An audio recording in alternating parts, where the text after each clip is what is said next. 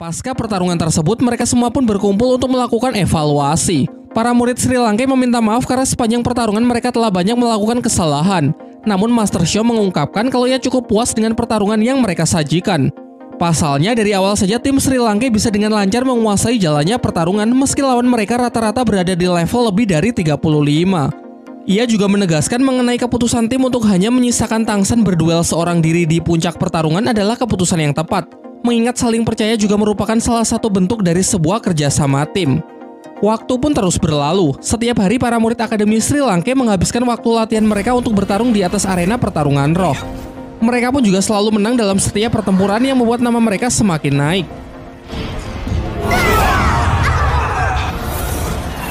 Kehebatan mereka menggema di seluruh penjuru kota sehingga banyak warga kota yang sangat mengidolakan dan mendukung mereka pada setiap pertempuran. Ketika memasuki pertarungan ke-28, Master Shio kembali mendaftarkan para murid Akademi Sri Lanka untuk segera mendapatkan lencana peraknya. Karena jika hari ini mereka berhasil menang, maka sudah pasti mereka akan mencapai rank tersebut. Namun saat panitia pendaftaran tahu kalau yang Master Shio daftarkan adalah 7 monster Akademi Sri Lanka, ia menjadi sangat excited dan bergegas mengantarnya untuk menemui penyelenggara arena pertarungan roh. Dimulailah pembicaraan mereka. Si penyelenggara mengungkapkan kekagumannya terhadap murid-murid Sri Lanka yang mengukir sejarah baru di tempatnya sebagai tim yang paling lama mendapatkan win streak atau kemenangan beruntun, padahal sebagian anggota tim bahkan belum mencapai level 30. Oleh karena itu, ia menawarkan sebuah kesepakatan dengan Master Shio untuk mengikut sertakan para muridnya tersebut mengikuti turnamen di arena pertarungan pusat. Jika Master Shio sepakat, maka hari ini juga orang tersebut akan memberikan lencana perak untuk tim Sri Lanka. Kemudian si penyelenggara menceritakan masalah sebenarnya yang tengah ia hadapi. Dalam aturannya, setiap arena cabang harus mendelegasikan tim terbaik mereka untuk mengikuti turnamen di arena pusat. Dan sebelumnya yang ia delegasikan adalah tim petarung badak gila. Menurutnya untuk saat ini, tim petarung badak gila merupakan tim terbaik yang ia miliki. Namun timnya tersebut kalah telak sehingga ia mengalami kerugian yang sangat besar karena dalam pertarungan yang diselenggarakan banyak uang yang harus dipertaruhkan. Berdasarkan analisisnya, penentu kemenangan dari sebuah tim bukan cuma masalah level, melainkan kombinasi kekuatan roh pelindung dari masing-masing anggota tim yang saling mendukung satu sama lain. Menurutnya, tim 7 monster Sri Lanka memiliki hal tersebut. Selain itu, kemenangan tim Sri Lanka sebanyak 27 kali berturut-turut sudah cukup untuk membuktikan kalau mereka memanglah sebuah tim yang sangat kuat. Sehingga dengan alasan itu, ia berencana menjadikan mereka sebagai delegasi berikutnya dengan imbalan sejumlah koin emas. Setelah Master Shio melihat daftar anggota tim yang akan menjadi lawan murid-muridnya, tanpa pikir panjang ia pun menyepakatinya. Setelah itu Master Shio mencoba mendiskusikannya dengan Pak Kepala Akademi Flander. Awalnya Flander menyayangkan keputusan Master Shio yang terlihat terburu-buru menyepakatinya begitu saja.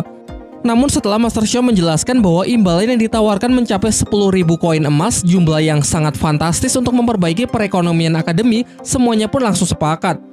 Lagi pula menurutnya ini akan menjadi sebuah latihan yang sangat bagus bagi tim Sri Lanka. Mereka lalu mulai menginvestigasi kemampuan dari para anggota tim yang akan menjadi lawan mereka. Tim ini berasal dari Akademi Tiandu. Ketua tim bernama Yu Tianfeng, level 39 dengan kekuatan roh pelindung naga petir biru. Wakil ketua bernama Du Guyan, level 38 dengan kekuatan roh pelindung ular giok. Anggota pertama bernama Osler, level 36 dengan kekuatan roh pelindung macan tutul. Anggota kedua bernama Si Lingling, level 35, tipe support dengan roh pelindung bunga apel. Anggota berikutnya adalah Simo bersaudara dengan kekuatan roh pelindung penyu hitam. Sementara anggota terakhir bernama Yu Feng, kekuatan roh pelindung siulan burung angin dengan level 36. Master Shio kemudian mengatakan akan mengizinkan Tangsen menggunakan tulang rohnya namun tidak dengan senjata rahasianya. Menurut perhitungan Master Shio, persentase kemenangan dari tim Sri Lanka tak lebih dari 30% karena selain kuat dari segi kemampuan individu, lawan mereka juga merupakan tim yang memiliki komposisi begitu lengkap. Ia lalu menyarankan agar para murid mewaspadai ketua dan wakil ketua dari tim lawannya. Karena kekuatan roh pelindung naga biru yang dimiliki Yu Tianfeng adalah jenis paling kuat dari semua jenis hewan buas. Wakil ketua yang bernama Du Guyan juga harus diwaspadai karena roh pelindung ular giok merupakan tipe pengendali yang menggunakan racun yang sangat mematikan. Dalam sejarah dunia dahulu, hanya satu orang Master Roh yang memiliki pengendali racun terkuat yang bisa jadi Du Guyan adalah keturunannya, mengingat sama-sama memiliki roh pelindung ular giok. Ning Rongrong kemudian mengungkapkan mengenai Si Lingling, tipe support yang memiliki teknik healing area, memiliki kekuatan penyembuh yang sangat menakjubkan. Sehingga dengan komposisi tim yang nyaris sempurna, nampaknya ia ragu kalau Sri Lanka punya kesempatan. Namun Tangsen masih yakin kalau Sri Lanka bisa menang. Di sisi lain, anak-anak Akademi Tiandou juga tengah membahas tim yang akan menjadi lawan mereka berikutnya. Namun mereka sangat percaya diri mau siapapun lawannya pasti dengan mudah bisa mereka kalahkan. Tak lama setelah itu datang guru mereka yang justru mengatakan kalau musuh kali ini tidak akan bisa dianggap enteng karena mungkin memiliki kekuatan yang sepadan dengan mereka. Tim tersebut bernama 7 Monster Sri Lanka dengan kemenangan 27 berturut-turut dan baru saja mendapatkan lencana perak. Sebelum pergi, sang guru berpesan jika tim Tiandou berhasil menang, ia melarang keras untuk menyakiti serius murid-murid Sri Lanka. Termasuk jika nanti mereka sampai terkena racun Duguyan, maka setelah pertarungan Duguyan harus memberikan penawarnya. Ia menambahkan akan memberitahukan alasannya nanti setelah pertarungan.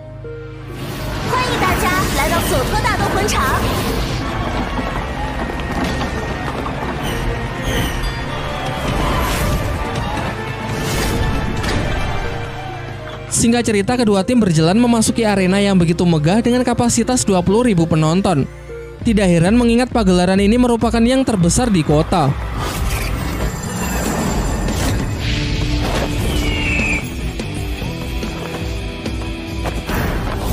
Kemudian mulailah mereka saling menunjukkan kekuatan roh pelindungnya masing-masing. Tim Sri Lanka melakukannya secara bergantian sekaligus untuk membentuk dan merapatkan formasi mereka.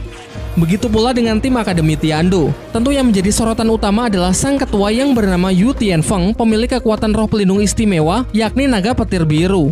Seperti yang sudah dijelaskan sebelumnya, tim ini memiliki komposisi yang sangat lengkap. Mereka punya serangan terkuat, pergerakan tercepat, pertahanan sempurna, serta tipe support terbaik.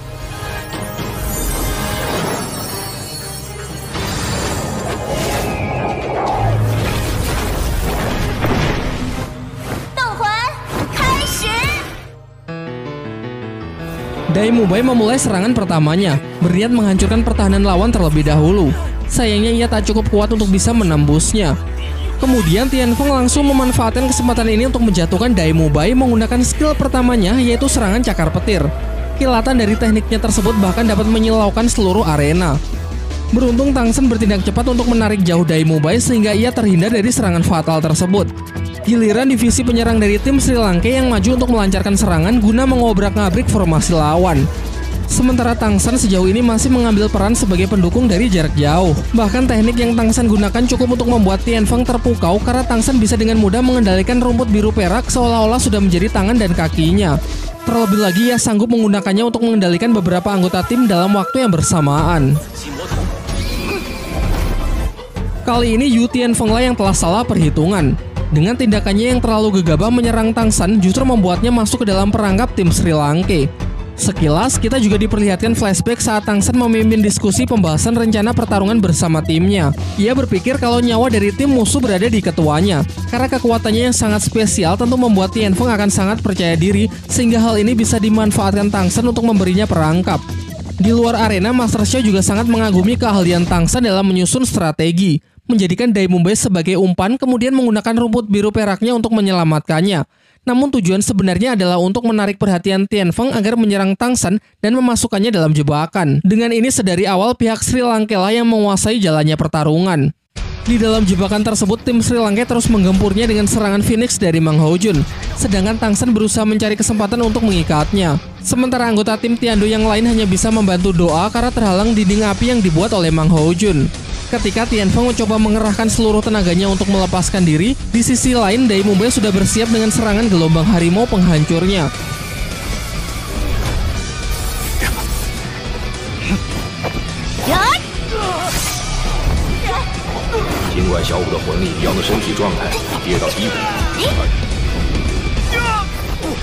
Menyaksikan Tianfeng terluka parah, wakil ketua Duguyan sangat emosi sehingga ia ingin mengakhiri pertempuran dengan serangan racun dari teknik ular giok.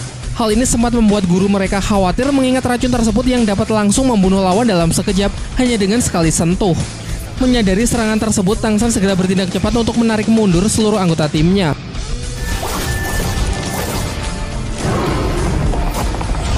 Terlihat ia masih cukup tenang untuk membaca situasi.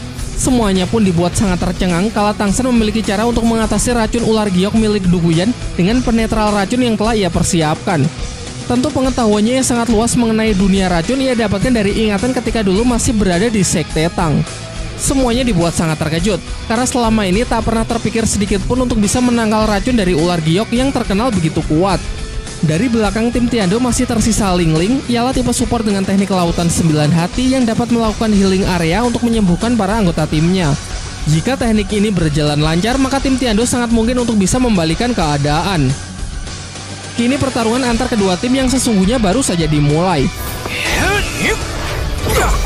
Terjadilah bentrokan antar ketua tim. Meski luka Tianfeng telah disembuhkan, namun energi rohnya masih belum sepenuhnya pulih.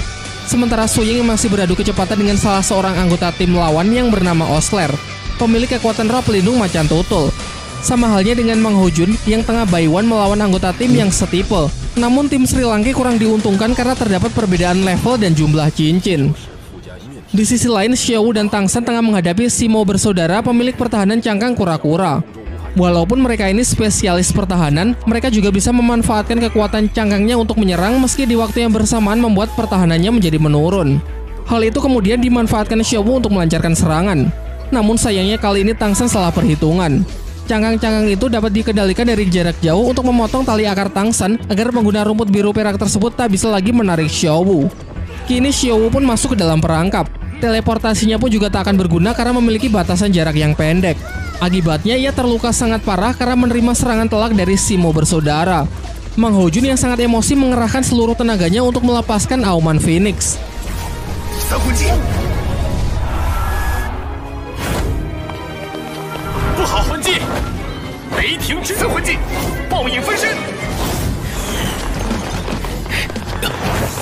Begitu pula Su Ying dan Dai Mubai menggunakan teknik gabungan roh harimau putih neraka. Teknik tersebut sangatlah kuat yang dapat menggetarkan seluruh arena sekaligus memukul mundur tim Akademi Tiando.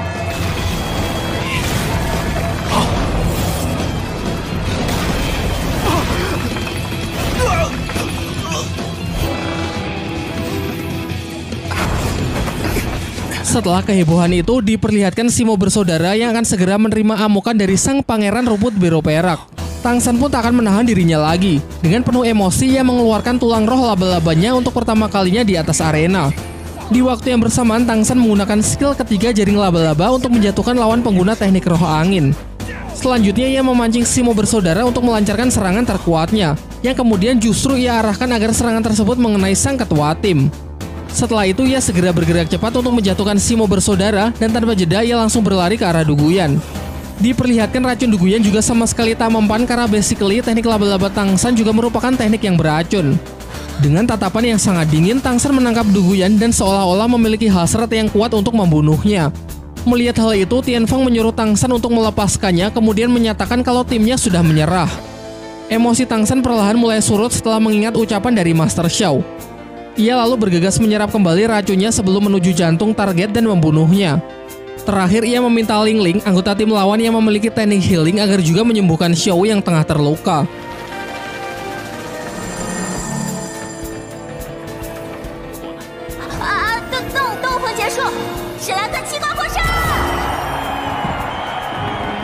Dengan ini pertarungan pun berakhir dengan kemenangan tim 7 monster Sri Lanka.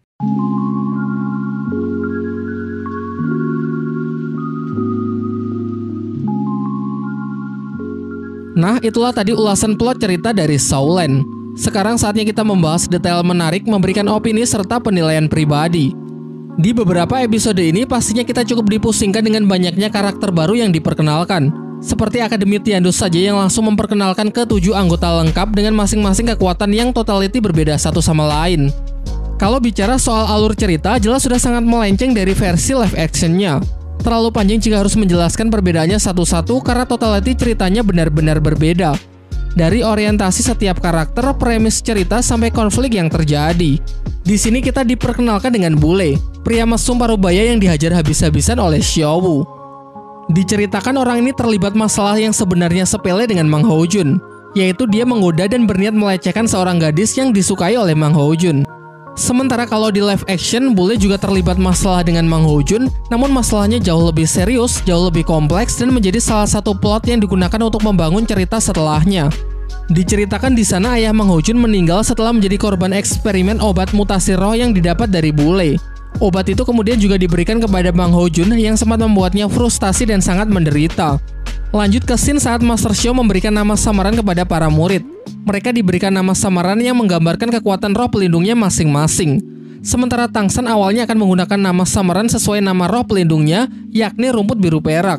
Namun karena dirasa nama itu tidak bagus, akhirnya ia diberikan nama Dewa Asura. Sebuah nama yang sama sekali tak menggambarkan kekuatan yang ia miliki saat ini. Namun nanti di masa depan ia akan benar-benar memiliki kekuatan dari Dewa Asura tersebut. Di sini untuk pertama kalinya seluruh siswa Akademi Sri Lanka terlibat pertarungan dalam satu arena. Meski harusnya sebagai ketua tim, Dai Mumbai yang memimpin, ia tak keberatan memberikan posisi tersebut kepada Tangsan dan memang mengakui kalau Tangsan lebih berkompeten dalam hal itu. Sementara kalau merujuk di live action, Dai Mumbai sempat pernah memimpin tim Sri Lanka saat bertarung melawan kakaknya. Tetapi tim yang ia pimpin mengalami blunder sehingga pada akhirnya ia tetap mengakui Tangsan sebagai ahli strategi yang jauh lebih hebat ketimbang dirinya. Sudah pernah saya bahas di video sebelumnya bahwa Tangsan adalah satu-satunya pemilik kekuatan non-roh pelindung sejauh ini. Mata iblis ungu dan tangan besi. Namun di sini ia diperlihatkan menggunakan teknik unik yang dapat menarik lawan ke arahnya seperti jurus Banso Tein di anime Naruto. Teknik yang sama sebenarnya juga pernah ia tunjukkan beberapa kali saat mengambil senjatanya. Berikutnya kita bahas mengenai tim Akademi Tiando. Sesuai namanya, tim ini berasal dari kerajaan Tiando. Yang paling menjadi sorotan tentu sang ketua yang bernama Yu Tianfeng, pemilik kekuatan roh pelindung naga tiran petir biru. Dikatakan jenis roh pelindungnya ini merupakan jenis hewan buas yang terkuat dan hanya dimiliki oleh garis keturunannya saja. Secara kemampuan individu, ia jelas sangatlah kuat. Di level yang sama, Dai Mumbai sama sekali tak berkutik melawannya. Dan hal ini juga pernah ditunjukkan di live actionnya ya, meski pada akhirnya ia harus tunduk di hadapan ketua tim psikopat dari Balai Roh Pelindung. Yang menjadi sorotan kedua adalah si wakil ketua yang bernama Duguyan. Kalau merujuk dari live actionnya, harusnya ia muncul di hutan Sindu untuk berebut siluman roh dengan anak-anak Sri Lanka. Namun di versi Donghuanya, posisinya saat itu justru digantikan oleh karakter lain yang bernama Menghiran. Dari segi kemampuan, ia setipe dengan Tangsan, yaitu tipe pengendali. Kalau Tangsan bisa leluasa mengendalikan rumput biru perak, maka Duguyan bisa dikatakan jauh lebih mengerikan karena yang ia kendalikan adalah racun ular giok. Salah satu senyawa yang menjadi predikat sebagai racun terkuat. Meskipun pada levelnya yang sekarang ia masih belum sekuat itu dan masih kalah dengan racun laba-laba yang dimiliki oleh Tangsan. Hal ini terbukti saat racunnya tak berefek pada Tangsan dan justru tubuh Duguyanlah yang tak sanggup mengatasi racun dari Tangsan. Untuk pertama kalinya ditunjukkan kekuatan roh gabungan dari Su Ying dan Dai Mumbai yang menciptakan kekuatan baru yang jauh lebih kuat berwujud kombinasi dari masing-masing wujud roh, dalam hal ini bernama Harimau Putih Neraka. Di season 1 hal ini pernah dijelaskan oleh Dai Mumbai, bahwa kali itu ia sedang mencari partner yang cocok dengan roh pelindungnya untuk berlatih teknik gabungan roh. Scene epic yang menjadi favorit saya adalah ketika Duguyan emosi dan berniat membunuh semua murid Sri Lanka dengan teknik racun ular giok. Saat itu semua orang sudah pesimis dan ketakutan. Semuanya mengatakan kalau Sri Lanka sudah tidak punya harapan. Namun Tangsan dengan santai menjawab kekhawatiran itu dengan menunjukkan kalau ia memiliki cara untuk menetralkan racun ular giok tersebut menggunakan ramuan ciptaannya. Ramuan Tangsan sendiri sebenarnya ia buat dari beberapa bahan sebelum mereka naik ke arena, yaitu bubuk arsenik yang ia campur ke dalam anggur lalu membakarnya menggunakan api milik Mang Haojun. Bagian paling kerennya adalah di saat semua orang tengah memuji racun ular giok milik Duguyan, Tangsan malah berkata kalau racun ular giok hanyalah permainan anak-anak. Tentu pengetahuannya yang luas mengenai dunia racun sudah ia pelajari di Sekte Tang yang memang merupakan sekte spesialis racun. Baiklah, mungkin cukup sampai di sini ya pembahasan kita kali ini. Kalau kalian punya pendapat lain atau detail yang saya lewatkan, silahkan menulisnya di kolom komentar ya.